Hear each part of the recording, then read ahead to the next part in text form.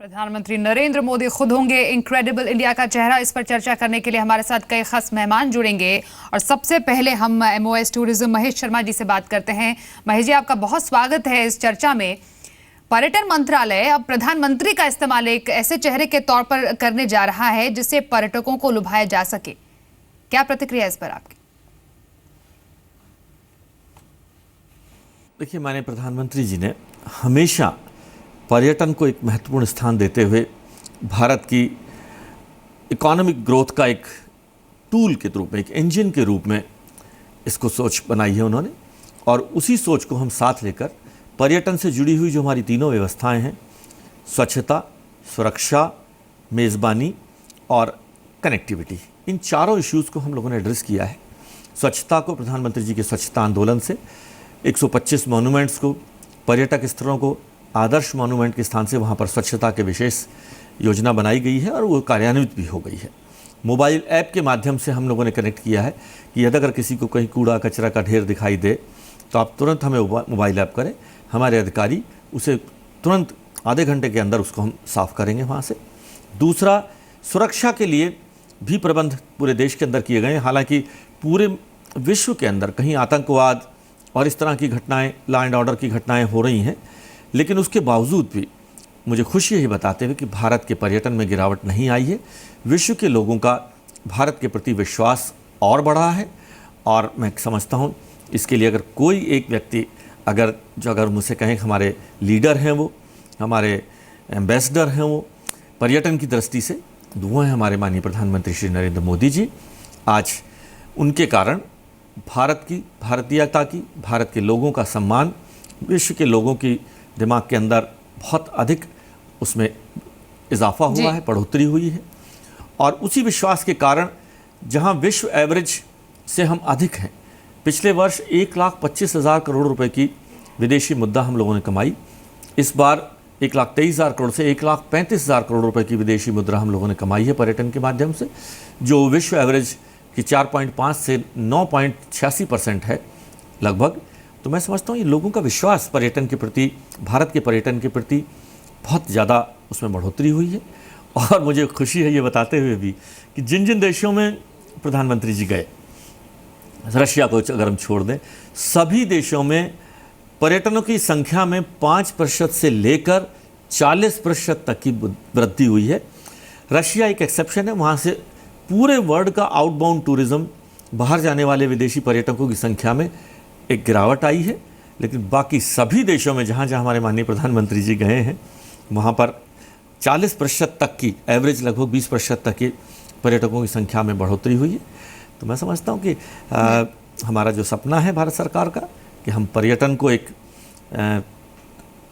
उद्योग के रूप में डेवलप करें, पर्यटन को एक एम्प्लॉयमेंट जनरेटर के रूप में उद्योग इस्तेमाल करें, पर्यटन को एक महिला सशक्तिकरण के बारे में उपयोग करें, और पर्यटन को भारत की घनी संस्कृति, रिच हेरिटेज एंड कल्चर, जो हमारी एक पहचान है, हमारी अगर हम कहें तो अगर भारत के पास जो सबसे बड़ी ताकत है वो भारत की art, craft, rich heritage, culture, history है। उसके कारण भी जो पूरे विश्व के लोगों में भारत के प्रति जागृति बढ़ी है, हम उस ताकत को अपनी को इस्तेमाल करें पर्यटन के माध्यम से। जी महेश जी, क्या आपको लगता है कि ये PM मोदी की ही लोकप्रियता है जिसकी वजह से जितने भी विदेशी पर्यटक हैं वो भारत आने के लिए प्रेरित होंगे, ज्यादा से ज्यादा वो इंडिया आना चाहेंगे? देखिए, आज से लगभग 2 वर्ष पूर्व एक निराशा का सा माहौल था देश के अंदर भी, विश्व के लोगों में भी भारत के प्रति विश्वास, फॉरेन इन्वेस्टमेंट के मामले में, FDI के मामले में भारत एक बहुत अच्छा देश नहीं माना जाता। आज उसमें बहुत अधिक बढ़ोतरी हुई है, तो लोगों का एक ओवरऑल विश्वास जागा है। और देखिए, टूरिज्म इज़ बाय परसेप्शन। ये देश अच्छा है, ये देश खूबसूरत है, ये देश सुरक्षित है, ये देश पर्यटन के लायक है। माननीय प्रधानमंत्री जी के प्रधानमंत्री बनने के बाद इस परसेप्शन में भारत के बारे में विश्व के लोगों में एक बदलाव आया है। और उसी बदलाव के कारण मैं समझता हूँ आज पर्यटन की दृष्टि से हम, हालांकि भाई हमारी लक्ष्य हमारा अभी थोड़ा दूर है, लेकिन फिर भी हम इस मंदी के, आर्थिक मंदी के इस युग में भी भारत का 7.6% की GDP ग्रोथ को मेंटेन रखना, चाइना जैसे देश से आगे निकल जाना, ये सब ऐसी चीज़ें हैं जिनके कारण विश्व के लोगों का विश्वास भारत में बढ़ा है। जी महेश जी, अब जो इनक्रेडिबल इंडिया कैंपेन की प्रमोशनल फिल्म बनेगी, जिसमें आमतौर पर जो चेहरा होता है, जो फेस यूज किया जाता है, वो प्रमोशनल फिल्म में होता है, तो क्या प्रधानमंत्री मोदी इस प्रमोशनल फिल्म का चेहरा होंगे? क्या उसमें वो शामिल होंगे? देखिए, माननीय प्रधानमंत्री जी देश के प्रधानमंत्री हैं, वो हमारी शान का, हमारी पहचान का एक प्रतीक है, उसमें कोई दो राय नहीं है। तो मैं समझता हूँ कि उस स्थिति को हमें ये स्वीकार करने में कि प्रधानमंत्री जी जब से देश के हमारे लीडर बने हैं, उसके बाद से एक गुणात्मक परिवर्तन विश्व के नज़रिए में आया है, और वो हमारी ताकत है, और उस ताकत के कारण ही हम लोग आगे बढ़ रहे हैं। जी जी जी जी महेश जी, हमारे साथ आप बने रहिए हमारे साथ, कुछ और मेहमानों से भी बात करते हैं। इनफैक्ट कुछ जो हमारे रिपोर्टर है जिन्होंने हम तक ये खबर पहुंचाई थी, समीर दीक्षित हमारे पास है, साथ हैं इस वक्त। समीर, जिस तरीके से अब इनक्रेडिबल इंडिया का चेहरा खुद प्रधानमंत्री मोदी होंगे, चारों तरफ से बहुत प्रतिक्रियाएं सामने आ रही है, और कहा जा रहा है कि जिस तरह उनकी जो पॉपुलैरिटी है इंटरनेशनल प्लेटफॉर्म में, उससे भारत को इंटरनेशनल प्लेटफॉर्म पे और बढ़ावा देने में आसानी होगी, और जितने जो पर्यटक है वो भारत में ज़्यादा अट्रैक्ट होंगे आने से। जी बिल्कुल, ये प्रधानमंत्री मोदी की जो लोकप्रियता है, चाहे देश में हो विदेश में हो, उसी के रथ पे सवार होकर अब पर्यटन की तस्वीर बदलने की कोशिश है। लेकिन कितना ये फायदेमंद साबित होगा, इसके लिए हम बात करते हैं सुभाष गोयल जी से, chairman stick tour and travel. Sir, स्वागत है आपका। लेकिन सबसे अहम बात, आपको लगता है कि मोदी जी की लोकप्रियता जो है पर्यटन में तस्वीर बदलने में काफ़ी होगी? देखिए, ऐसा है कि मोदी जी जहाँ जहाँ गए हैं वहाँ उन्होंने ई वीज़ा अनाउंस करा है। ई वीज़े का मतलब है कि आप इलेक्ट्रॉनिकली अपने बेडरूम में बैठे हुए भी आप स्कैन करके अपने पासपोर्ट से वीज़ा ले सकते हैं। तो कई लाख लोगों ने जहाँ जहाँ मोदी जी गए हैं, चाहे वो अमेरिका में हो, चाहे वो यूके में हो, चाहे वो चाइना में हो, चाहे वो जापान में हो, ये जितनी कंट्रीज़ मोदी जी गई हैं वहाँ से वीज़ा मिलना बड़ा आसान हो गया है। और यही कारण है कि मोदी जी ने जितना 1.5 साल में 2 साल में जितनी कंट्रीज़ में जाके गुडविल क्रिएट करी है, वो और पहले कभी पिछले 60 साल में किसी प्रधानमंत्री ने नहीं करी। दूसरी चीज़ कि जो नॉन रेजिडेंट इंडियंस हैं, उन्होंने एक चीज़ बड़ी अच्छी कही है सबको, कि और लाखों लोग उसमें आए हैं, कि उन्होंने ये चीज़ कही है कि भाई एक नॉन रेजिडेंट आता है PIO या इंडियन ओरिजिन का, वो एक विदेशी अपने साथ लेकर आए, तो उससे क्या होगा कि आप देखिए there are about 21 million minimum जो हैं PIOs हैं, और अगर ये सारे लोग एक आदमी अपने साथ लेकर आते हैं या 2 आदमी साथ लेकर आते हैं, तो आप देखिए टोटल जो टूरिज्म है इस देश में वो 7.8 मिलियन है, और ये छलांग मार के आज 7.8 मिलियन से हमें 21 बिलियन डॉलर्स का फॉरेन एक्सचेंज अर्निंग है। बिल्कुल, देखिए गुलाबी तस्वीर आपको लगता है कि यहाँ पे जरूर पेश करने की कोशिश है, लेकिन अभी भी चुनौतियां बहुत है। वाकई चुनौतियां बहुत है, और जितना इनिशिएटिव लिया जा चुका है अब तक, वो भी एक एग्जाम्पल के तौर पर सेट किया गया है। हमारे साथ कॉक्सन किंग्स के VP मिस्टर संजीव छाजेड अहमदाबाद से सीधे हैं। संजीव जी, प्रधानमंत्री का खुद इनक्रेडिबल इंडिया का चेहरा होना ट्रैवल एंड टूरिज्म के लिए और उसके बूस्ट के लिए कितना बड़ा स्टेप आप मानते हैं? मेरा सबसे पहले ये मानना है कि मैं टूरिज्म डिपार्टमेंट को और एड एजेंसी को बधाई देना चाहूँगा कि उन्होंने इतना बोल्ड और ब्रिलियंट स्टेप लिया मोदी जी को एक एम्बेसडर बनाकर, ब्रांड एम्बेसडर बनाकर। मोदी जी का लगाव गुजरात में जब वो चीफ मिनिस्टर थे तब से उनका टूरिज़्म के प्रति एक विशेष लगाव रहा है, और अभी जिस ढंग से मोदी जी अगर ब्रांड एम्बेसडर इनक्रेडिबल इंडिया के बनते हैं, तो मेरा ये मानना है कि कम से कम इंटरनेशनल टूरिज़्म जो इनबाउंड ट्रैवल हम कहते हैं, उसमें 20 से 25% का ग्रोथ इमीडिएट ईयर्स के अंदर होने की हम संभावना देख रहे हैं। जी जी जी संजीव जी, हमारे साथ political data scientist Karan Singh भी है। करण जी, बहुत स्वागत है आपका इस पूरे डिस्कशन में। इनक्रेडिबल इंडिया का चेहरा प्रधानमंत्री मोदी के तौर पर जब पूरी दुनिया के सामने आता है, साफ तौर पर एक पॉलिटिकल लीडर और देश के प्रधानमंत्री होने के नाते एक बहुत बड़ा कदम लिया गया है, क्योंकि वैसे ही ऑलरेडी वो इतने ज़्यादा पॉपुलर है इंटरनेशनल प्लेटफॉर्म पर, और ज़्यादा अट्रैक्ट करने में दुनिया के बाकी लीडर्स को ये एक बहुत बड़ा स्टेप साबित हो सकता है? Thank you very much. बिल्कुल ये मैं इस स्टेप को वेलकम करता हूँ क्योंकि ये एक बहुत ही बड़ा इम्पॉर्टेंट सेक्टर है हमारे लिए एज अ नेशन। जैसे महेश जी ने बताया, एम्प्लॉयमेंट जनरेशन करता है। 37 मिलियन पीपल को इंडिया में यहाँ पे नौकरियाँ टूरिज़्म सेक्टर के थ्रू मिलती हैं, which is almost about 9% of हमारा एम्प्लॉयमेंट बेस जो हमारे देश का है। और जो रेवेन्यूज़ हम कमाते हैं इस सेक्टर से वो अगले 10 से 12 साल के अंदर डबल से भी ऊपर होने वाला है। एंड आज भी जो सेक्टर हमारा रफली 6.3% जीडीपी का है, और अगले 10 सालों के अंदर अंदर टूरिज़्म जो सेक्टर है हमारा जीडीपी का पार्ट कम से कम 7.5% हो जाएगा। तो I think I welcome this because इतना बड़ा सेक्टर हमारा है, तो who better than prime minister Modi to lead this initiative. देखिए आप, इंटरनेशनल वर्ल्ड लीडर इंडेक्स की जो सर्वे के रिजल्ट्स आए हैं उसमें श्री मोदी जी दुनिया के 7th मोस्ट पॉपुलर लीडर माने गए हैं। सो उनसे बेटर कौन हो सकता है हमारे देश को रिप्रेजेंट करने के लिए। और मोदी जी की खुद की जो story is an incredible story, और दुनिया की जो ऑडियंसेस हैं दे रिलेट टू इट। ये सारी स्टोरी उनके साथ रेजोनेट करती है। तो मुझे लगता है कि बहुत इंपॉर्टेंट स्टेप लिया गया है। और ऑल्सो एक पॉइंट मैं मेंशन करना चाहता हूँ जो महेश जी ने बताया कि there is a clear correlation. जहाँ जहाँ पे प्राइम मिनिस्टर मोदी जाते हैं वहाँ से हमारे टूरिज्म के नंबर्स इंप्रूव होते हैं। आप देखिए पिछले साल रफली 75 लाख टूरिस्ट आए हमारे इंडिया में, और उसके अंदर कम से कम 15% टूरिस्ट अमेरिका से आए। And so there is a clear correlation that prime minister Modi has a huge global appeal. वाकई इसमें कोई दो राय नहीं है, क्योंकि वाकई आपने बिल्कुल करेक्ट डेटा हमारे सामने भी रखा, क्योंकि जहां जहां वो गए हैं टूरिज्म में कितना बढ़ावा हुआ है, और इंडिया को इंटरनेशनल प्लेटफॉर्म पर लाने में एक बहुत बड़ा रोल प्रधानमंत्री नरेंद्र मोदी ने पिछले समय से ये निभाया है। इनफैक्ट एड जगत से और ब्रांड वैल्यू मोदी की बताने के लिए हमारे साथ Ram Gudipati, founder and MD Brand Harvest हैं, और खुद प्रहलाद कक्कड़ भी हैं। राम गुडीपति जी, प्रधानमंत्री नरेंद्र मोदी खुद as a brand larger than life image उनकी है, और इनक्रेडिबल इंडिया के वो जब चेहरे हैं तो लार्जर देन लाइफ इंडिया की भी तस्वीर सबके सामने पेश होंगी। See, the nation is very, very large, correct? India is the 7th largest nation, extremely diverse, environmentally, historically, culturally, whatever you can talk about.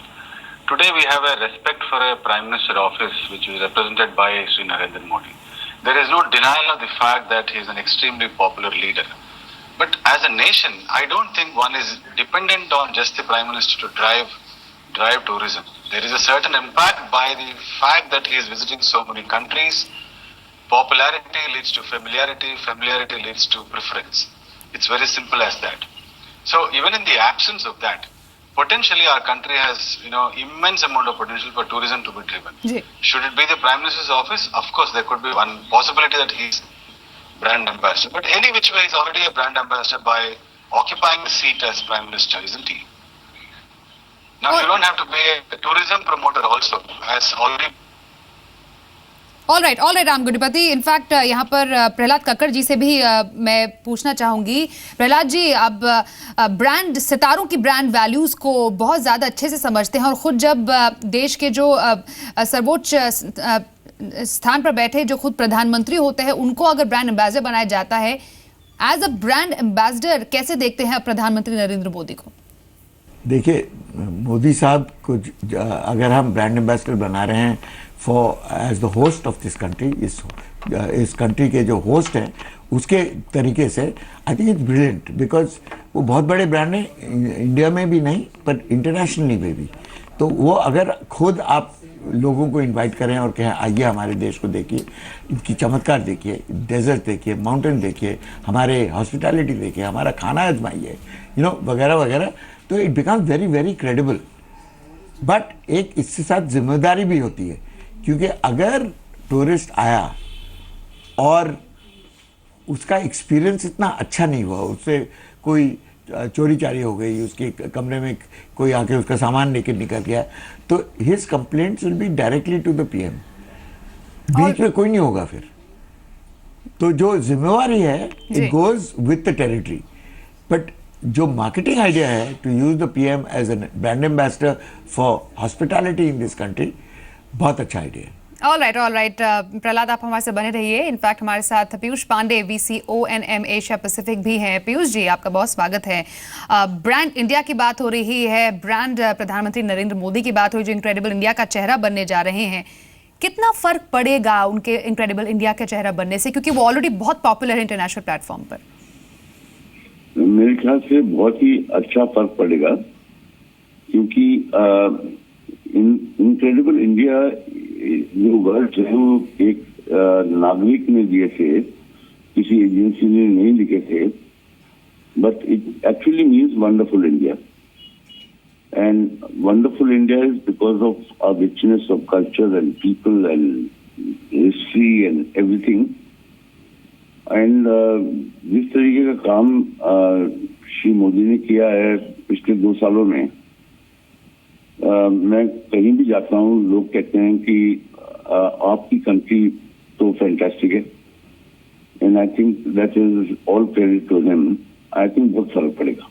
जी पीयूष जी, वाकई भारत को बहुत ज़्यादा अब इंटरनेशनल प्लेटफॉर्म पर पहचान मिल रही है, और पिछले 2 साल में जहां पर भी प्रधानमंत्री मोदी गए हैं वहां से लोग एक्चुअली आए हैं भारत में, और अभी ये नीड ऑफ द आवर भी है। लेकिन क्या चैलेंजेस आपको लगते हैं अभी भी बरकरार है इसको लेकर?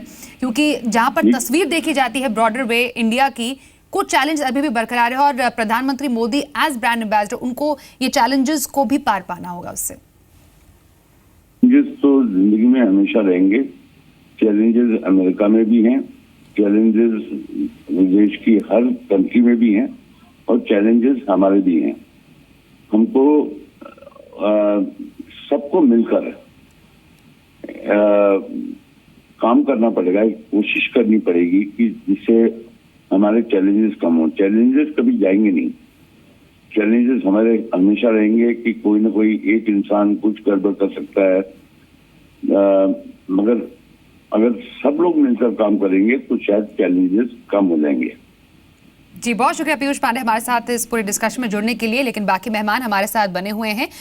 समीर, आपके पास हम आएंगे क्योंकि सुभाष गोयल जी आपके पास है, और जो मैंने सवाल पीयूष पांडे जी से पूछा था, काफ़ी काम इंटरनेशनल प्लेटफॉर्म पर ब्रांड इंडिया की ब्रांड इमेज को बनाने में हुआ है, और खुद प्रधानमंत्री मोदी ने इसकी अगुवाई भी की है। लेकिन क्या अभी भी बहुत काम होना बाकी है? चैलेंजेस कहाँ पर लाई करते हैं? इस सवाल का जवाब जाहिर बात है आप पे सुभाष जी आपसे समझना चाहूँगा। चैलेंजेस की बात है, आपको क्या लगता है कि 5 बड़े वो क्या चैलेंज है कि जब बाहर से कोई पर्यटक देश में आता है तो क्या दिक्कतें हैं जो अभी भी जिसको दूर किया जाना चाहिए? सबसे पहली जो प्रॉब्लम है, जो वीज़ा के लिए सिर्फ 1 या 2 बायोमेट्रिक मशीन्स हैं। हम चाहते हैं और हमने ये रिक्वेस्ट करी है होम मिनिस्ट्री को कि हर काउंटर पे बायोमेट्रिक मशीन होनी चाहिए, क्योंकि अभी जो वीज़ा पे लोग आ रहे हैं उन्हें 1-1 घंटा 1.5 घंटा लग जाता है क्लियरेंस के लिए। हम चाहते हैं कि वो साथ के साथ क्लियरेंस हो जाए। सबसे बड़ी प्रॉब्लम ये है। दूसरी प्रॉब्लम ये है, जो मोदी जी के कहने पे लोग आ रहे हैं और जो टूरिज़्म बढ़ रहा है, तो वो वीज़ा पे आते हैं, फिर इंडिया से अगर उन्हें नेपाल जाना है या श्रीलंका जाना है तो नहीं जा सकते, क्योंकि वीज़ा सिंगल एंट्री है। तो हमारी रिक्वेस्ट भारत सरकार से ये है कि ये डबल एंट्री या मल्टीपल एंट्री होना चाहिए, ताकि इंडिया एक बेस बने और यहाँ से आदमी नेपाल भी जा सके, म्यांमार भी जा सके, श्रीलंका भी, जो सार्क का एक सेंटर इंडिया बनना चाहता है वो बन सके। दूसरा चैलेंज ये है। जी बिल्कुल, जिस तरीके से आपने देखा कि एक टूर एंड ट्रैवल के नज़रिए से आप देखें तो वीज़ा को और वीज़ा मुहैया कराने की जो प्रक्रिया है उसको और सरल बनाने के लिए, और ताकि मल्टीपल कंट्रीज में जाने की सुभाष जी ने कई चैलेंजेस यहाँ पर पॉइंट आउट किए हैं। इनफैक्ट मिस्टर संजीव छाजे जी, आपसे भी मैं जानना चाहूंगी, कुछ ऐसे चैलेंजेस हैं जो अभी भी बाकी हैं? कई एस्पेक्ट्स पे काम हो चुका है, लेकिन इंडिया को एज अ ब्रांड जब पेश किया जाएगा, अब आने वाले टाइम में कौन से चैलेंजेस से पार पाना जरूरी है? चैलेंजेस तो लाइफ टाइम रहने वाली है, लेकिन उसमें प्रमुख चैलेंजेस अगर मैं कहूँ तो थोड़ा इंफ्रास्ट्रक्चर ठीक करने की ज़रूरत है, आवश्यकता है। हमारे जो गाइड्स हैं, multi language, multi international language speaking guides हमको यहाँ तैयार करने पड़ेंगे। जो केवल रीजनल लैंग्वेज बोलते हैं उससे हमको हटना पड़ेगा। सिक्योरिटी के बारे में हमें थोड़ा सा ध्यान देना होगा। सबसे ज़्यादा अगर बड़ा चैलेंज है तो इंटरस्टेट कनेक्टिविटी, जो टूरिज़्म प्लेसेस है बेसिकली इंडिया के अंदर, हमारे पास में वाइल्ड लाइफ है, माउंटेन्स है, बीचेस है, हमारे पास में हिस्ट्री है, रिलीजियस टूरिज्म है, लेकिन इनको जोड़ने के लिए जी। इंटरस्टेट कनेक्टिविटी और टूरिस्ट स्पॉट्स को वाकई। कनेक्टिविटी करने के लिए कनेक्टिविटी होने की बेहद जरूरत है। समय थोड़ा कम है। राम गढ़पति जी, आपसे भी मैं यही जानना चाहूंगी, चैलेंजेस कौन से बाकी है जिन पर काम होना बाकी है? I think perception-wise, we could improve a lot in the area of security, safety, convenience. Quick and efficient government. Ji